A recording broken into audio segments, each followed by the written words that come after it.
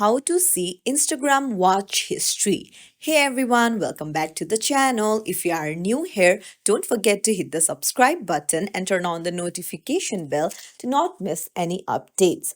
So, Instagram has introduced a new feature where you can see all the reels that you have recently watched. So, I'll show you how to do it. For that, head over to your Instagram app.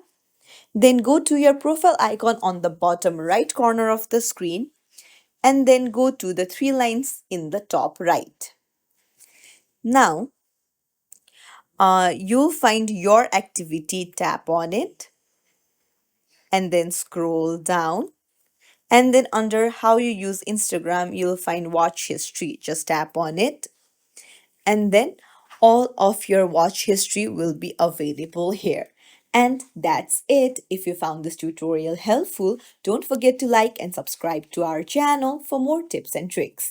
Thank you for watching.